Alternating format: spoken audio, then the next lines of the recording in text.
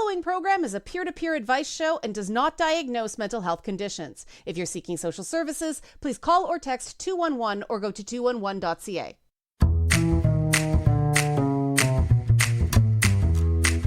Hello, listeners around the world on radio streaming and podcast services. This is It's Not Therapy. I'm Liana Kersner, and I'm not a therapist, but I am your source for navigating the madness of mental health using my top 10 sayings for checking in with your best self.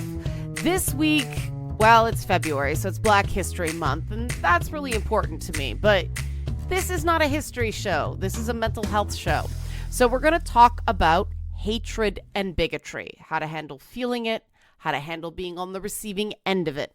And it just so happens I already had my friend Derwin Mak, author of the upcoming Mecca Jesus and Other Stories, booked this month in advance of his launch on February 29th at the Lillian Smith Library on College Street in Toronto. Derwin will be here later to talk about his experiences as an Asian Canadian author, because some experiences, well, they're not identical when it comes to dealing with racism, but there's a lot of overlap, because there's a lot of overlap in why we hate, why we're the target of hate, the psychology of hatred. And it just seems like hatred and bigotry is everywhere these days, doesn't it? It's gotten really loud, but it's always been there. It kind of went underground for a while because it wasn't socially acceptable, only to explode of late the minute a critical mass of people got an excuse. Islamophobia, anti-Semitism, racism, sexism. I shouldn't say an excuse. It's been a series of excuses, none of them very good, which begs the obvious question: why do we do this to each other? Questions, comments, concerns, Liana at nottherapyshow.com. Nottherapyshow.com is my website. Join the mailing list while you're there. Fill out the contact form, or social media at nottherapyshow on X. That's Twitter, Instagram, and Threads. Okay, the psychology of racism. The problem with looking at the psychology of racism is that many of the older theories of why we discriminate have been themselves rooted in racism. An early argument for bigotry, for prejudice, for that kind of stuff was Charles Darwin's survival of the fittest. But, you know, the idea that, oh, we're in competition with other groups, and so we hate other groups. But it turned out that hunter-gatherer groups studied didn't discriminate based on in-group and out-group the way civilized people do. That doesn't work. Then there was the belief that different races, sexes, so on and so forth were just so innately different in things like intelligence, ability to handle stress. And of course, white men were that. No, science didn't prove that one at all. Science proved the opposite. And that creates the very frustrating reality that the best we can tell is that things like racism exist because they've existed. We're taught things about other types of people that just aren't true. And we assume one or a handful of bad people are indicative of all the people like them in a discernible way. Remember, our brains are more wired to have us stay in the cave and stay safe, don't get hurt, as opposed to achieve and thrive. Many of our social structures that we navigate today were based on the belief in superiority of one group over other groups. In North America, that was primarily white people. The indigenous can tell you that. But then there's the Spanish in places like Mexico, various other colonial powers around the world, forced assimilation in Asian countries, tribal and religious conflicts in regions around the world. Just because white people were the dominant colonial power in North America doesn't mean white people are the only people capable of racism and bigotry. Because for hundreds of years, these various powers that be didn't bother to check if they were right because, well, if they weren't superior, why were they in power? These things had to make sense, right? Yeah. Stuff like racism, it's inherently illogical. Now, hate, just individual hate, that we understand the psychology of. We understand it very well. Hate is usually rooted in fear, not just of the other, but of ourselves. And if you recognize that hate is not just about fear of the other, but also fear of what's in us, that really opens your eyes to a better way.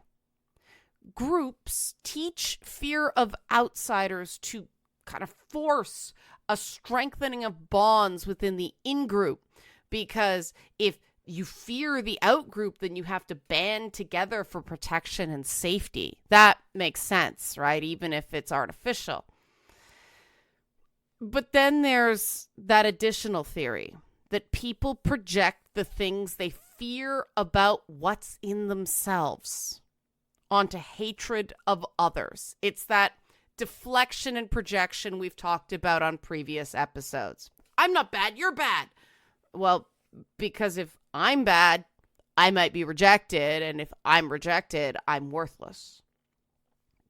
So we employ those downward social comparisons to make ourselves feel better, because upward social comparisons make ourselves feel worse. But that temporary reprieve is, temporary.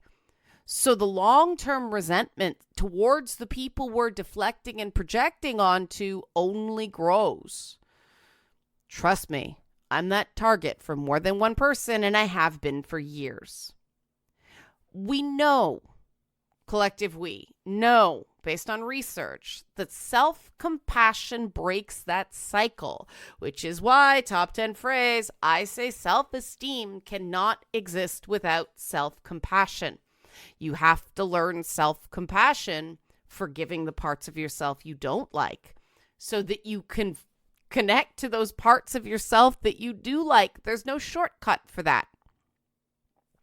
If there's something inside us that we find terrifying, disgusting, or loathsome, we tend to attack others to defend that intense vulnerability with our lives, reputations, and a lack of good sense. If we're okay with ourselves, even the parts we don't like, then we don't see the need to attack other people, because their problems are their problems, not ours. Top 10 phrase, don't let problems that aren't your fault lead to mistakes that are. Now, I'm aware that what I'm about to say is, we'll say, quirky. But I hate. I hate with a passion. Because at this point, I know hate is just fear I can't admit I feel. So when I'm approaching that point, when I feel hate for someone or a group of people, that's time for me to walk away. The list is long of people I got space from because I was feeling hatred and I didn't want to hate them. And I knew if I stuck around, that hate was only going to grow because for one reason or another, they were, perhaps deliberately in some cases, making me feel terrible about myself. Even if it was just simply, I didn't condone what they were doing, and I wondered what it said about me that I was in that company. Other times, I felt trapped. I felt bullied. And in those cases, I knew that stepping away from that was going to be unpopular. Stepping away from that was even going to be punished. No one walks away from a career in television just, I don't want to do it anymore. No, you must have been unwanted. You must have been too fat, too ugly, too untalented, too annoying, all these things.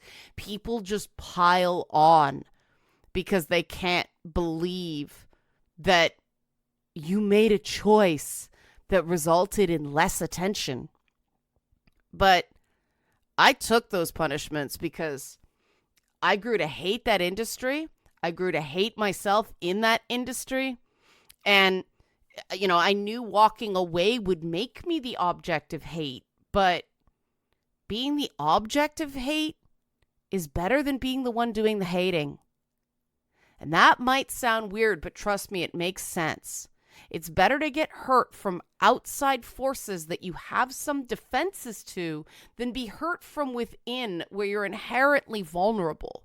Because that inner vulnerability means those hurts that come from within do so much more damage. And in the short term, facing those things, facing the fears and the pain that we deflect from with hate, it's awful. It's mind shattering. It can feel like you're dying at first. But it's important because do you want to be that guy? Unfortunately, there's a lot of groups out there where the members answered, yes, I want to be that guy. I want to be a part of a group where the only solid thing that we have in common is who we hate. This is true of some left-wing groups. This is true of some right-wing groups. This is even true of the centrist groups that hate right-wingers and hate left-wingers. This is true of boy bullies and girl bullies and non-binary bullies. The problem with being part of any group whose cohesion relies on unity against a common enemy is that if you're successful, your enemy will be destroyed someday, and then the stunted bunch of malcontents that you consider your friends will turn on each other, guaranteed, because the only thing they really had in common is a shared desire to hide from their own shame and sense of helplessness. Now, hate isn't anger. It's possible to be angry in a healthy way. I'm living proof. I spend a lot of time angry. I avoid hate because you can be angry in a productive way. You can be angry in a healthy way. There's no such thing as healthy hate. Hate isn't really about the target of your hate. Hate is about that horrible feeling inside you that you just can't contain, and so you have to lash out to distract from it. But that's only a temporary reprieve. It never gets better. Realizing that and stopping that in yourself does a pretty cool thing. It allows you to see the fear behind the hate in others. Only petty, wounded people need to hurt others to feel better.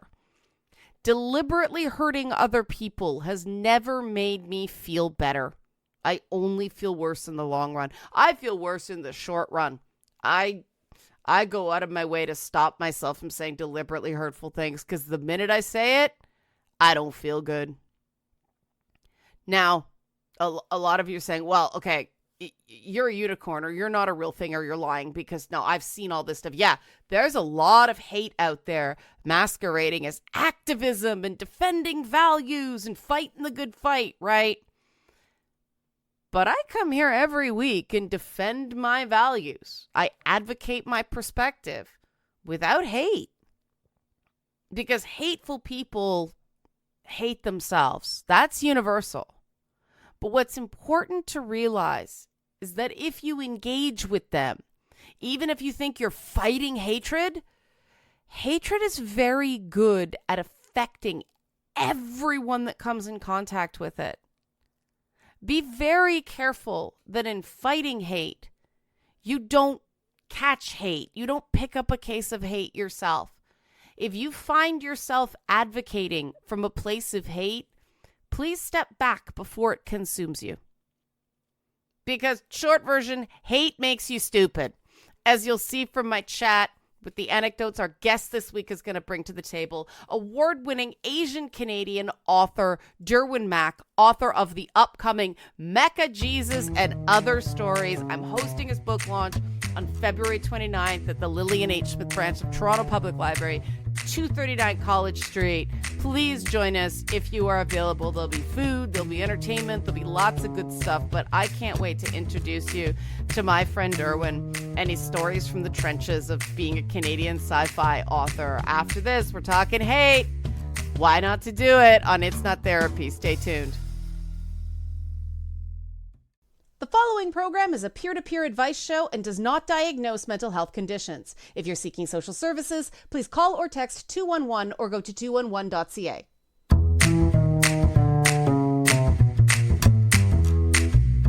We're back and It's Not Therapy. I'm still Liana Kirstner. I'm still not a therapist. We're still talking hate, why it makes you stupid.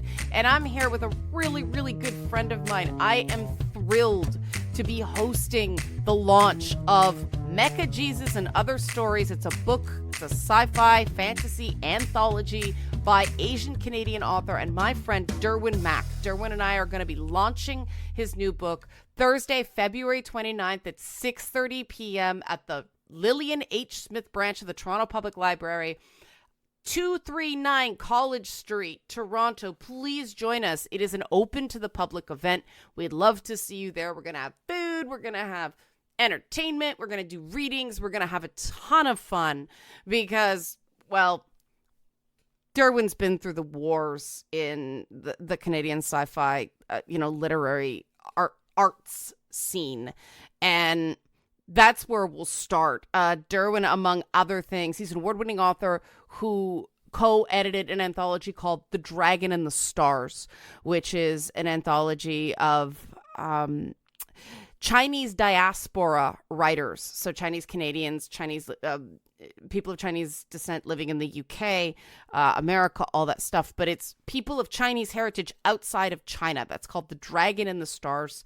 It won the 2011 Aurora Award. That's the Canadian Hugos for Best Related Work.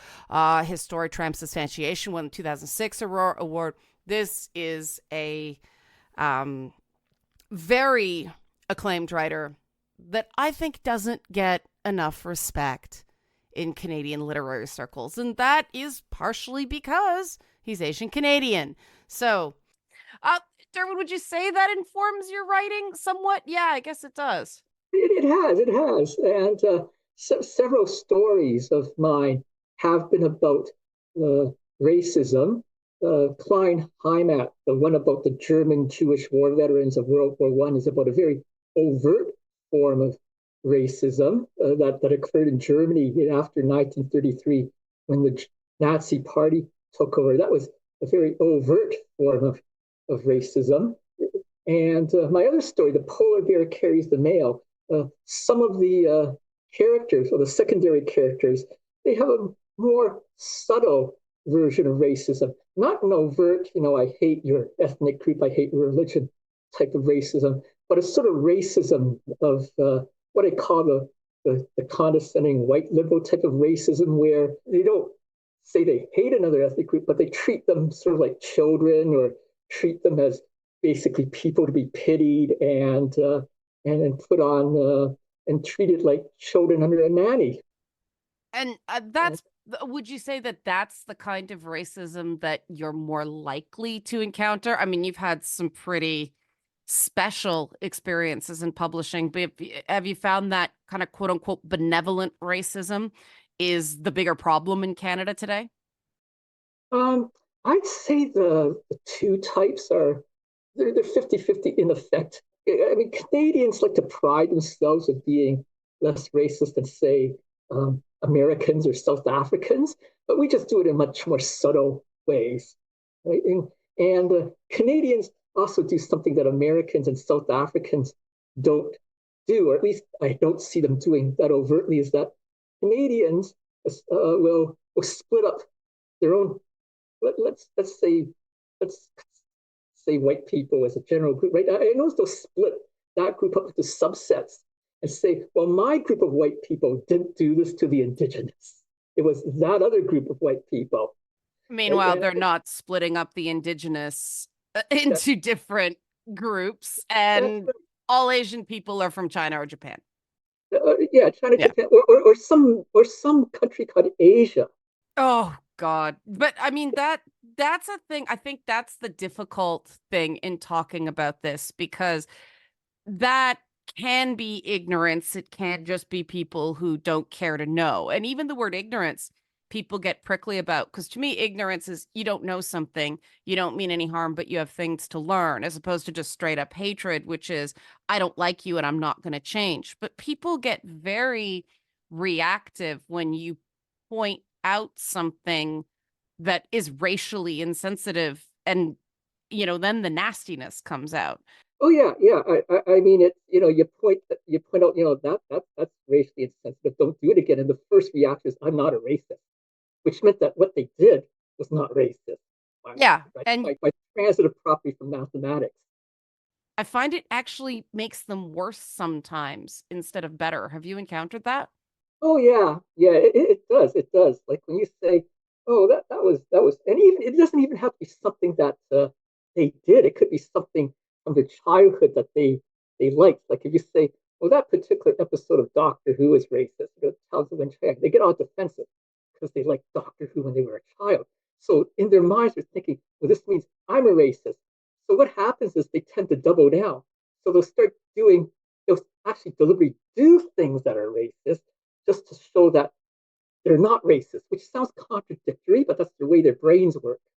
But there seems to be this belief that genre fiction, so fantasy, science fiction, is very white Anglo-Saxon Protestant or Catholic or Anglican root.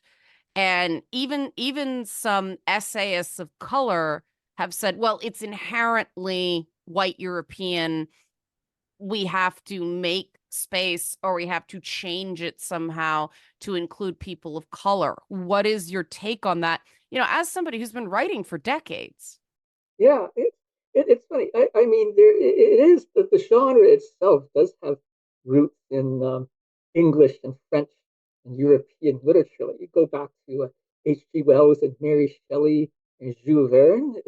There's that heritage to it, and I don't view that as being a bad or negative heritage. I just view that as being part of the history of science fiction. But science fiction has gone international.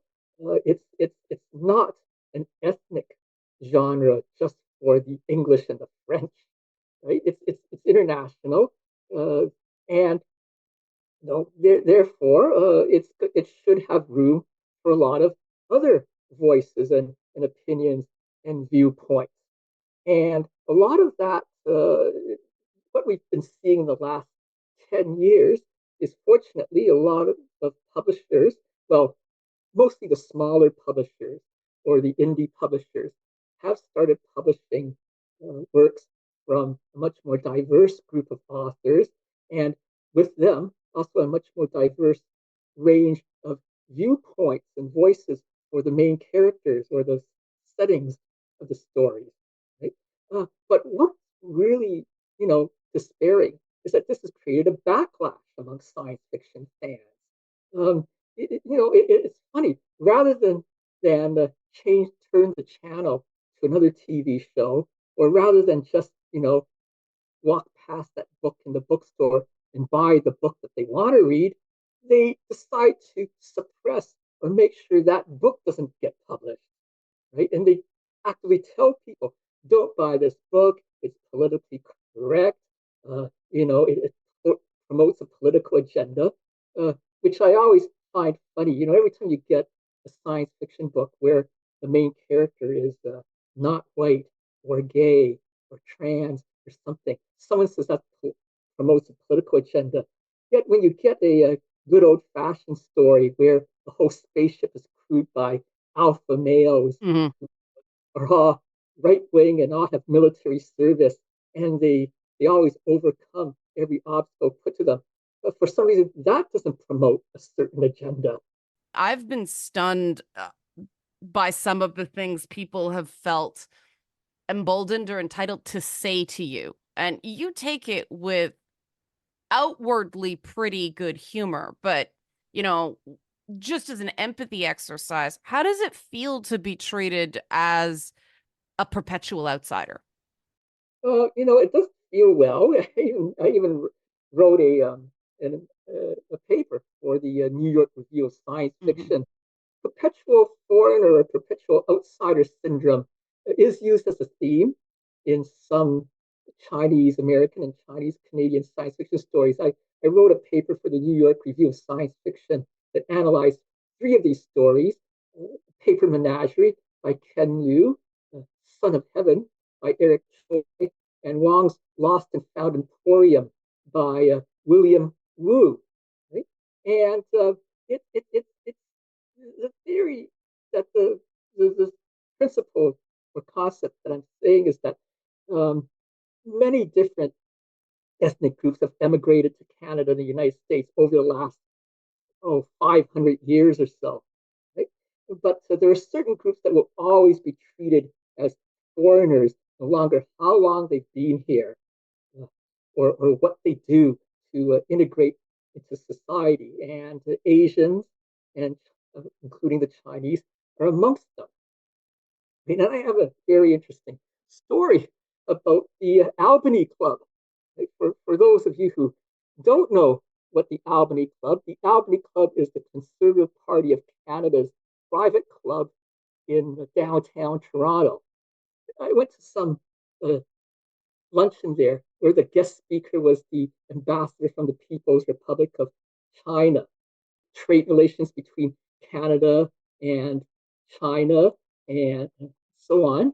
And one of the persons got up and asked a question. He said, Mr. Ambassador, I'm rather disappointed you didn't bring Jeremy Lin with you. Okay, and everyone laughed. Okay. And I turned to the person sitting beside me, who was an American reporter. Right? I said, why did they ask him to bring Jeremy Lin? And he said, well, he's the Chinese basketball player. I said, would you ask the Austrian ambassador to bring Arnold Schwarzenegger? Right. They don't perceive, the members of the Albany Club do not perceive Jeremy Lin as an American. They perceive of him only as Chinese.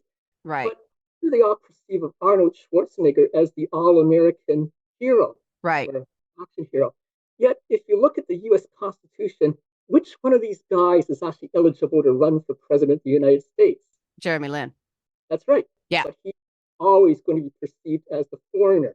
Yeah, and that hits you both ways, right? It works like, there's a show called American Born Chinese on Disney Plus. Unfortunately, it only went one season, but they reference the ABC phenomenon in Shang-Chi as well. The movie that, if you're born here or you came here very, very young, you're not seen as Chinese. You're not seen as, North American, American, Canadian, so on and so forth. And I mean, Canada has a particular bit of history with the head tax that was levied against Chinese immigrants was it the 1880s? Right. And okay. The different exclusion acts began in the 1880s. There was more than one act. Mm-hmm. There was a head tax. It's also funny. It's funny. People always talk about the Nuremberg laws in Germany. Mm-hmm. Right? Where it was illegal for Jewish business owners to hire Aryan women. We had a law like that in Canada too. One of the prairie provinces, and I'll remember the name of the province as soon as I get off this call. All right.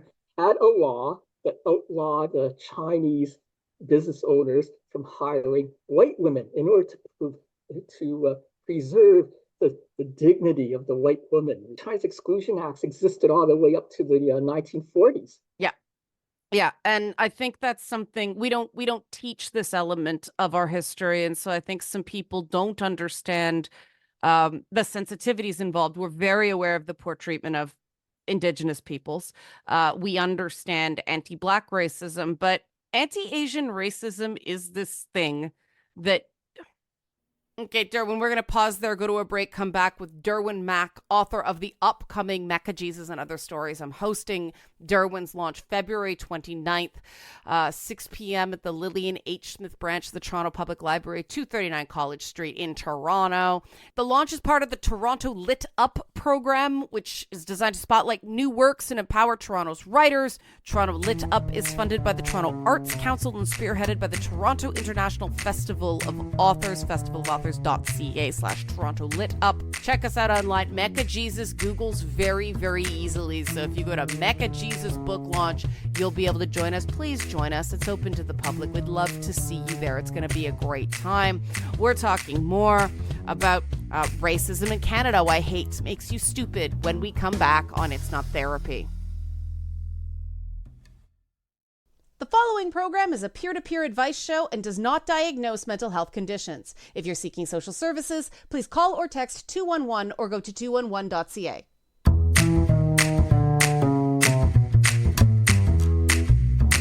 We're back on It's Not Therapy. I'm still Liana Kersner. I'm still not a therapist. I'm still talking to my friend Derwin Mak, the author of the upcoming Mecca Jesus and Other Stories. He's also the award-winning author of The Dragon and the Stars, Where the Stars Rise, Transubstantiation, and a bunch of novels.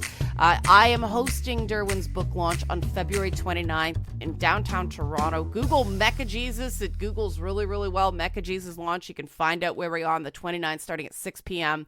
Lillian H. Smith Branch, the Toronto Public Library at 239 College Street. Come join us. But right now, Derwin and I are continuing to talk about his experiences with racism as an Asian Canadian science fiction and fantasy author and how he has managed resilience. And it sounds like it's resilience through knowledge. It's an understanding of what the facts are and where some of these attitudes come from. If you go through the history of these issues, you see that pitting two groups of people against each other deliberately. A lot of white society don't realize how the model minority stereotype came about. It came about in the 1960s, and it wasn't Chinese Americans or Japanese Americans or Korean Americans or their Canadian counterparts that pushed people to think there was this, model minority stereotype. It was white people.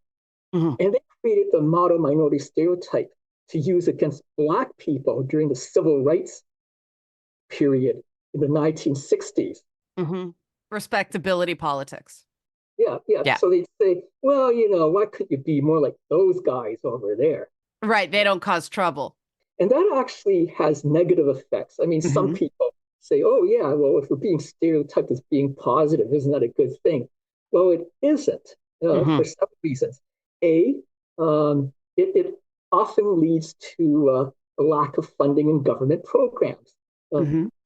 Tends to put all Asians into a monolith, right? Not really realizing that there are segments of, Asian Canadian society that, really do need help. I mean, Chinese in general do a lot better than, say, Laotians, right? Mm-hmm. Laotians are much more poor, but due to the model minority stereotype, and everyone's stereotyping all Asians as being the same, Laotians then don't get the same access to social programs. Believe it or not, the model minority stereotype can actually be a barrier to getting employment. There's the idea that, we won't have to hire this person because he's too smart for us and he'll only jump to another job later on. Mm-hmm. And it's affected the publicity for my books, for example. Yes. Because I can't name names. I'm actually waiting until certain science fiction authors become, pass away before I write my memoirs. Right? But when The Dragon of the Stars came out, a very well-known science fiction Canadian science fiction editor or anthologist, got up at one science fiction convention in Toronto, SF Ontario, and he was a big fan of an author named Sax Rohmer, who created Fu Manchu. And so the Yellow Peril period of pulp literature, In Sax Rohmer stories, there were all these evil Asian and Arab overlords, and they always had massive numbers of Black lackeys working for them. And he went on to say, well, these shouldn't be considered racist. And when I was your age, he points to the audience, words like were perfectly fine and socially acceptable. And even Indian, right? And he says, well, maybe redskin is offensive, but why do they want to be called First Nations? Why do they want to be called Indigenous? Now, the audience, and this is what typically happens at science fiction conventions, right? The audience is made up of almost 99% white folk who Hmm. identify as liberal, right? Hmm. Only one of them got up to um, to rebut him, right? Okay. Then I rebutted him, saying that you know what they were not. It's a fallacy that such terminology and such ideas were always socially acceptable. They were never socially acceptable at any time in history amongst the people that they targeted. That's a good point. Right. Yeah. And then his wife got up and said, "Well, Derwin, when I was growing up, you were and Wow. yeah, and everyone used that terminology. If everyone uses it, it's socially acceptable. What they do is they make the definition of socially acceptable fit their needs. That same science fiction convention had a panel discussion about how the racial minorities and ethnic groups are represented in science fiction writing, and it Right. was completely filled with all white authors. Oh.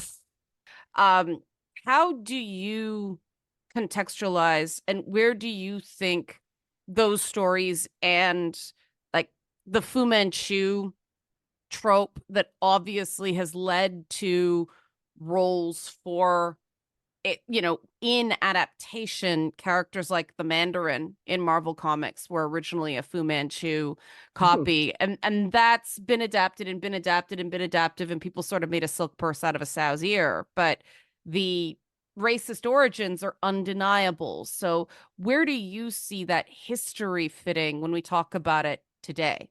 There's a concept called retain and explain, Right, right? right. Because which for some reason North Americans don't seem to want to adopt, right?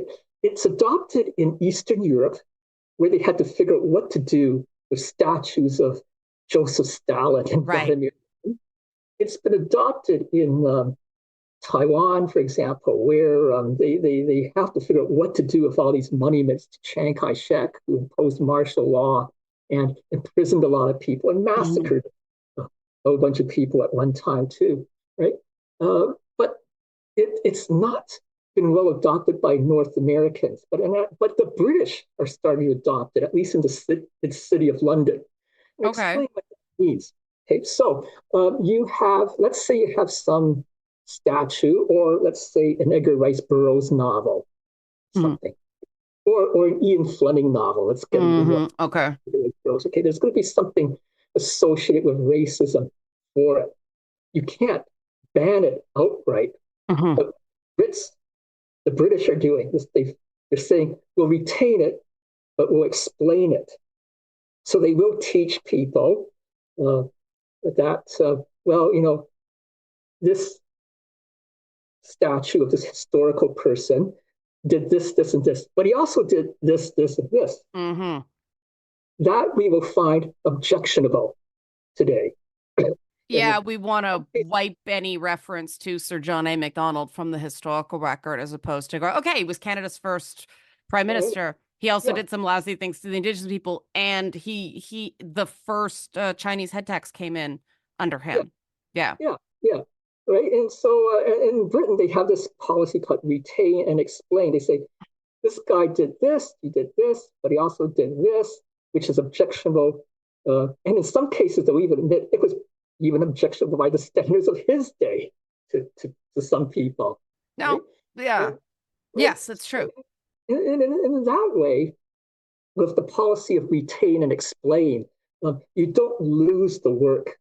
You don't lose the statue. You don't lose the novel. You don't lose the film. You don't lose the TV show Hmm. forever. It's still there, but people can still watch it and and enjoy it, but with the knowledge that Hmm. there are problems associated with it that shouldn't be repeated. Warner Brothers has done a very good job of retaining, explaining. Right? Hmm. They're not banning all those Bugs Bunny cartoons, Looney Tune Where cartoons. they're singing slave songs. Yeah. Yeah, swing safe Yeah. songs where there's a racial stereotype in them. Right? They're not banning them, but they will put an explanation at the front of them when you're on their streaming service saying that this was made in this era. It has these stereotypes, Yeah. blah, blah, blah. And Warner Brothers will actually say that they were as objectionable back then as they are now. Yeah, 'Cause Warner Disney Brothers Disney has a similar disclaimer on like old Spider-Man cartoons. All right, we're going to take one more break. I'm going to continue with Derwin because I think that it's important for people to know that these kind of comments still exist in Canada, that we're not immune to racism and hatred. Stay here on It's Not Therapy, nottherapyshow.com. If you want to send a question, comment, or concern, any feedback on this episode, greatly appreciated. Please also join us for the launch of Derwin's book, Mecha Jesus and Other Stories, Thursday, February 29th at 6:30 p.m. at the Lillian H. Smith branch of the Toronto Public Library, 239 College Street in Toronto. I'm going to be hosting. I wrote the foreword for the book. I'm a big believer on it. It's great. It's challenging. It's funny. It's poignant. It's a whole bunch of things. What it's not is hateful. And we're going to talk about how Derwin combats hate and how he's resilient in the face of hate with some pretty simple things. But we'll get to that back when we come back on It's Not Therapy.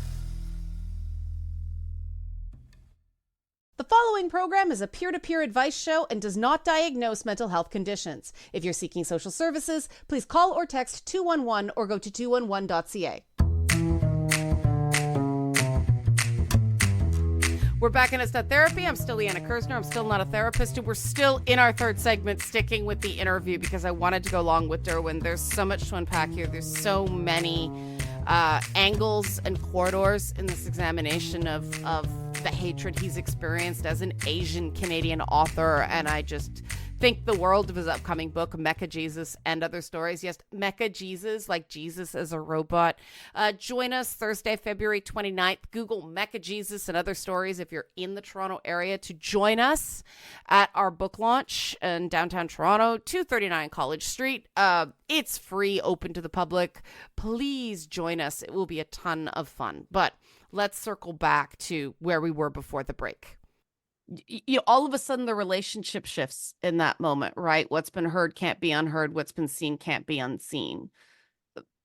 What's it like? Well, it's not pleasant. Right. Assure you that, right? And in terms of relationship shifting, sometimes you come to the realization that this was not a nice person and never a nice person. Right. Right. It's right. not as if that person, suddenly got possessed by Satan or whoever that moment. Yeah. The realization that person was always like that. Right. Therefore, if you have to start, dumping some of your so-called friends and acquaintances, so be it. And that's your advice for moving past it, because I mean, it's not the responsibility of people of color to just suck up racism and be strong and brave. But how do you, once you shake off the shock of getting hit in the face with that, how do you sort of collect yourself and keep moving forward, not, succumb to the discouragement? Yeah, it must be the I don't know, the Jesuit training or something. It came indirectly from my father going to a Jesuit high school. But what you do is you sort of tell your other fellow writers this happened, right? And then you figure out which ones are your allies and friends and which ones are not. Okay, so you do some further reading, further discussion with these folks, right? The other thing you can do is the revenge of being successful. Okay. Right. So I mentioned that there was a very popular Canadian science fiction editor and anthologist who was just going around promoting all these racist stories that he'd read when he was a kid and saying that all these slurs should still be socially acceptable. The Dragon and Star started racking up good reviews. Yeah, it did. Yeah. White readers and white authors started congratulating me and Eric for editing it. Mm-hmm. and we won an Aurora Award. So there's the revenge of success, right? The other part of the revenge of success is some of these folks they they seem to have stalled at a certain plateau. Mm-hmm. Like they're laurel resting. I'm not saying that they ran out of ideas. Mm-hmm. Laurel resting is comfortable, Yeah, right? they have a formula. It works. They have a Yeah, predictable number of sales. Right. yeah. Or even if they don't have sales anymore, they still milk that trophy they got in 1974 or Right. something like that, right? It's what I do and what a lot of other authors do is just keep on writing and keep on getting published, right? Because that will help you a keep your name visible, Mm-hmm. readership, right? It also expands the number of people who will read your stories, whereas some of these other persons don't get new readers anymore because they're either laurel resting or they spend all their time bragging about the awards they won 20 years ago. Yeah, yeah. I think your advice about using a bad experience to weed out other people who might share the opinion is an interesting one. That talking about it certainly helps take the sting out of it. And this is why we had you on. Derwin Mak, award-winning Canadian Chinese science fiction writer. Check out his anthology he co-edited with Eric Choi, The Dragon and the Stars, won the 2011 Aurora Award for Best Related Work. Or check out Mecha Jesus and Other Stories, his latest book. Please join Derwin and I on Thursday, February 29th. Leap year day, easy to remember. Thursday, February 29th for the launch of Mecha Jesus and Other Stories. It's at the Toronto Public Library, Lillian H. Smith Branch. That's 239 College Street, Toronto. Thursday, February 29th at 8:30 p.m. It is a free, open to the public event, part of the Toronto Lit Up program, which is designed to spotlight new works and empower Toronto's writers. Toronto Lit Up is funded by the Toronto Arts Council, spearheaded by the Toronto International Festival of Authors. You can learn more about the program and upcoming events at festivalofauthors.ca/Toronto Lit Up. So please join us again. Mecha Jesus and Other Stories. Robot Jesus, easy to remember. I've written the foreword for the book. If you can't make it, you just want to buy the book, we'll like that too. Our friends at Brainlag, the publishers, will like that very much. I am shilling uncontrollably right now because it's going to be a great time. We will have food, we will have entertainment, we will have good times, and we will have books and some commemorative stuff that you can only get at that launch. So if you're a collector, if you're interested in Canadian literature, if you want to support Asian Canadian creators who do suffer a lot of slings and arrows in what they do, please join us. We'd greatly appreciate it. Until then, keep the hate out of your heart. Let your self-compassion in. Hate makes you stupid.